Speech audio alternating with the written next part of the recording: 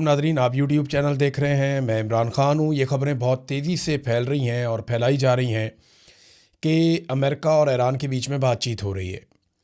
देखें, अमेरिका ने ये दावा किया है कि ये बातचीत का आगाज़ अमेरिका की जानिब से नहीं किया गया, ये आगाज़ ईरान की जानिब से किया गया।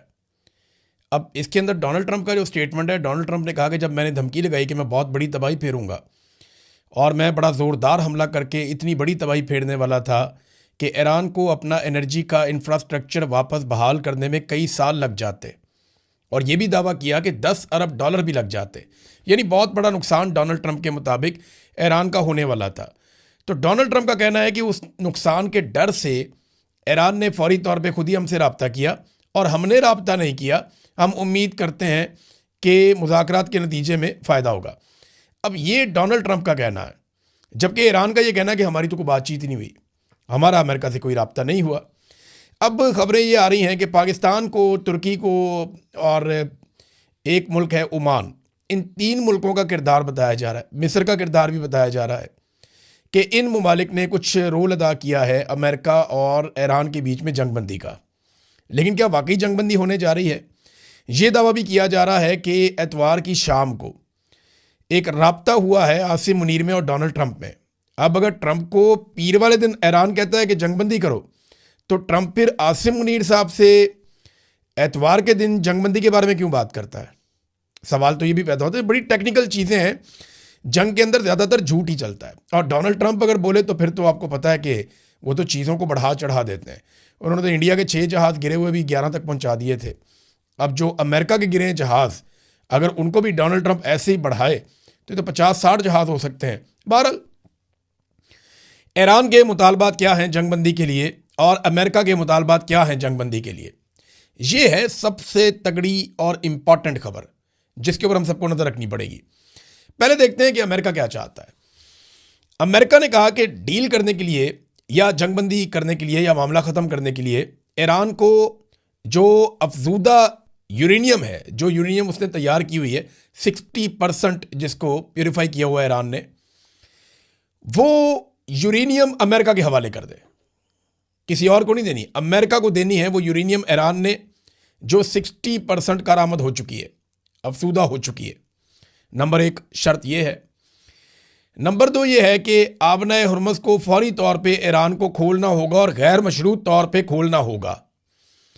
ये जनाब 2 चीज़ें डोनाल्ड ट्रंप ने कही हैं कि उन्होंने कहा जी ईरान की एक बड़ी काबिल एहतराम ईरानी शख्सियत से हमारी बातचीत हुई है और उसका नाम नहीं बताना चाहते, लेकिन मुश्तबा खामनाई नहीं है जिनके साथ बातचीत हुई है। तो इस किस्म की बातें डोनाल्ड ट्रंप ने की हैं। लेकिन अब ये अमेरिका के मुतालबात 2 हैं, मैंने दोनों आपके सामने रख दिए। आबना हुर्मुज़ को फौरी तौर पे खोल दें। नंबर 2, जो यूरेनियम है वो अमेरिका के हवाले कर दी जाए। अब अमेरिका के मुकाबले में ईरान के मुतालबात आप देखिए कि वो क्या है। ईरान के मुतालबात भी बड़े क्लियरली सामने आए हैं। ईरान की जो शराइत है ना, वो पहले दिन से 3 शराइत चली आ रही हैं। अब इसके अंदर इक्का दुक्का चीज़ें और शामिल हो गई। एक तो ईरान ये कहता है कि ईरान को ईरान का हक दिया जाए, वो तजारत करना चाहे तो करने दें, उसके ऊपर जो पाबंदियाँ बिला वजह लगी हुई हैं वो ख़त्म की जाएँ, तो ईरान को उसको जीने का हक मिलना चाहिए। दूसरा, ईरान ये कहता है कि जो उसका नुकसान हुआ उसका अदाला किया जाए। अब उसका अलग अलग तखमीना लगाया जा रहा है, और कुछ दावे ये हैं कि ईरान 100 अरब डॉलर भी अमेरिका से मांग सकता है उस खसारे के नतीजे में जो जंग के नतीजे में ईरान को हुआ है, जितना ईरान का नुकसान हुआ है। तो एक और ये है कि आबना हुर्मुज़ पे ईरान चाहता है कि उसका कंट्रोल है तो वो फ़ीस भी वसूल करे, जैसा कि दुनिया की कई पानी के रस्तों के ऊपर ममालिक फ़ीस या टॉल वसूल करते हैं, वैसे ईरान चाहता है कि वो भी यहाँ पे गुजरने वाले बहरी जहाज़ों से फ़ीस वसूल करे। फिर ईरान एक और चीज़ चाहता है कि दोबारा जंग शुरू ना की जाए ईरान के साथ, इसके हवाले से कुछ मजबूत ज़मानतें दी जाएँ। और ये भी ईरान चाहता है कि इसराइल जो है वो हिजबुल्लाह के ऊपर हमले भी ख़त्म कर दे, और खलीज में अमरीकी फ़ौजी अड्डों की बंदिश भी उसके मुतालबात में से एक मुतालबा है। और माली मुआवजा तो मैंने आपको पहले बता दिया कि ईरान का मुतालबा। अब देखें ना कितना फ़र्क है। अमेरिका कहता है यूरेनियम दो, आपने हुर्मुज़ खोलो। ईरान कहता है गारंटी दो, आइंदा हमला नहीं करोगे। नंबर 2, जो नुकसान किया उसका पैसा भरो। नंबर 3, हम पे कोई पाबंदी नहीं रहेगी। नंबर 4, यहाँ से अपने अड्डे उठाओ। नंबर 5, आबना हुर्मुज़ जो पानी रास्ता है उसकी अब हम फ़ीस लेंगे वहाँ से जहाज़ों के गुजरने की। फिर ईरान ये कहता है कि हिजबुल्लाह के ऊपर अटैक ना करें। फिर ईरान जब बैठेगा मुज़ाकरात के अंदर तो फिर तो गज़ा की बात भी होगी ना। गज़ा के हवाले से अगर पूरी दुनिया में किसी मुल्क ने प्रैक्टिकली सबसे ज़्यादा आवाज़ उठाई है, ईरान ने उठाई है। अब गज़ा के अंदर से पहली मरतबा जो हमास है, हमास ने जो स्टेटमेंट दिया पहली मरतबा, वो ईरान के हक़ में दिया। उन्होंने कहा जी हमें उनको खुशी का इजहार किया जो ईरान कर रहा है इसराइल के साथ। तो गज़ा वाले तो उधर खड़े हैं जाके, हमास वाले तो उधर खड़े हैं जाके कि ईरान जो कर रहा है वो ठीक कर रहा है। बहरहाल ये जो जंगबंदी है ना, इसके अंदर चंद सवालात पैदा हो जाते हैं। और सबसे बड़ा सवाल ये पैदा होता है कि नेतन्याहू के पास ये आखिरी मौका है ईरान को तबाह करने का। अगर ईरान एटॉमिक पावर बन गया तो नेतन्याहू फारेगा उसके बाद, और अगर अमेरिका इस लड़ाई से निकल गया तो दोबारा कोई अमेरिकी सदर ये दुर्गत देख के इस लड़ाई के अंदर नहीं आएगा। तो नेतन्याहू ने भी कह दिया है हैरानकुन तौर पे कि डोनाल्ड ट्रंप की बात से मैं इत्तेफाक करता हूं। मिसाल के तौर पे उसका स्टेटमेंट मैं आपके सामने रखता हूं। वो कहते हैं जी मेरे दोस्त डोनाल्ड ट्रंप से मेरी बात हुई है और सदर ट्रंप का मानना है कि अब एक ऐसा मौका मौजूद है कि हम अजीम कामयाबियों से फ़ायदा उठाएं जो हमने अमरीकी फ़ौज के साथ मिलकर हासिल की हैं, ताकि एक ऐसे मुआहदे के ज़रिए जंग पर अहदाफ हासिल किए जा सके जो हमें हमारे मफादात का तहफ़्फ़ुज़ करे। यानी नेतन्याहू भी अब इस नतीजे पे पहुंचना शुरू हो गया और वो ये कह रहा है जनाब हमने तो बड़ी कामयाब जंग लड़ी है, तो अब हम मुज़ाकरात कर लेते हैं। और डोनाल्ड ट्रंप ठीक कह रहा है, किसी नतीजे पे हम पहुंच जाते हैं, कोई मुआहदा कर लेते हैं। ये दोनों एकदम ये क्यों कहना शुरू हो गए, इसके बारे में बहुत सारे लोगों का ये अंदाज़ा है। जो दिफाई तज्ज़ियाकार हैं वो ये कह रहे हैं कि अमेरिका हारी हुई लड़ाई में से नहीं निकलेगा।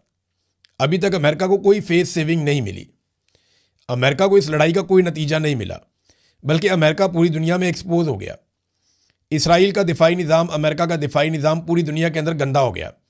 अमेरिका के जो है वो 1.5 दर्जन के करीब तैयारे गिर गए हैं और लगातार उसे जंग में नुकसान हो रहा है। उसका बैरी जहाज़ जल रहा है पानी के अंदर, उसके इत्तेहादी उसको छोड़ गए हैं, कोई उसकी मदद करने के लिए नहीं आ रहा।